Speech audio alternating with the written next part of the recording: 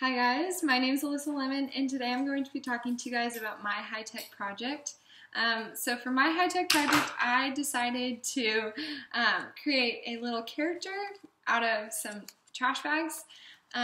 And so for this project, what you would need is you would need an iron and some parchment paper and some trash bags. And then some other materials that you might need are scissors, Sharpie, and an Expo marker if you wanted to draw on your design before you cut it out. It's kind of like a pencil where you can erase it really easy.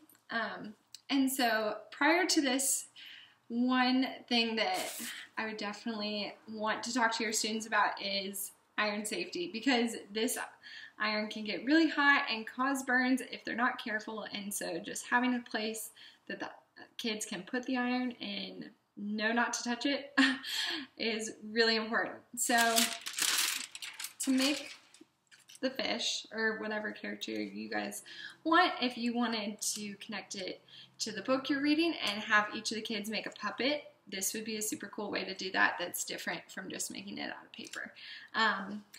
Another way that I'm going to talk, the way I'm going to talk to you guys about it is by cutting out the shapes and then putting them together. But another way that you could do it is by having tons of plastic bags already cut up and then into like squares and different colors. Then you could kind of make a mosaic out of it, which could also be really cool. Different way for them to think about it if you wanted to bring in math and shapes and all that. So to start off, you're going to take your, I just have a grocery bag. You're going to take your bag and you're going to flatten it out onto the countertop. And then you're going to take your parchment paper and put it over the top.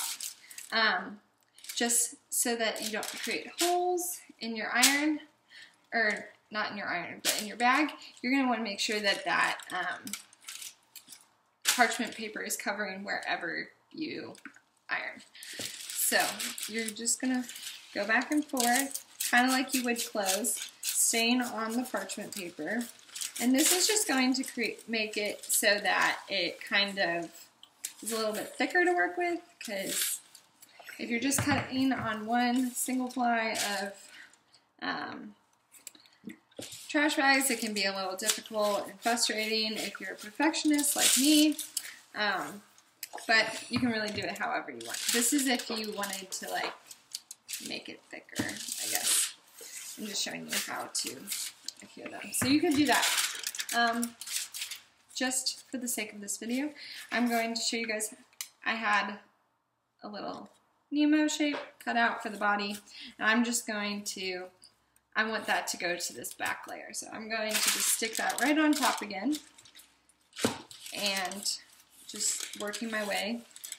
If you were to just quickly do that, it might not stick all the way on all parts, so you want to kind of give it a few passes back and forth, and it should be stuck. Mine isn't perfect. Another way I wanted to show you guys is if you want one part to only stick to, like if I want my fin to be able to flop up and down, I'm going to create a hinge almost and just kind of go on that corner where they connect. And then I would just rub the iron on it, and then now that could come up and kind of flap. So once your kids have it all decorated or attached to however they want, they can decorate it with some Sharpies, but I just think this is a fun way to use different materials to do something that a lot of people already do and just do it in a different way. But yeah.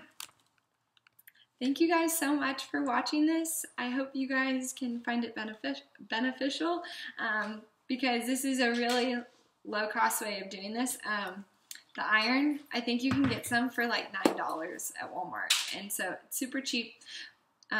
They even have little hand presses that I think for like Cricut, and you can use those even if you wanted. And then they also have the lever ones too if you really wanted to get fancy with it. But it's a really fun way to do, put a little spin on something that we already do.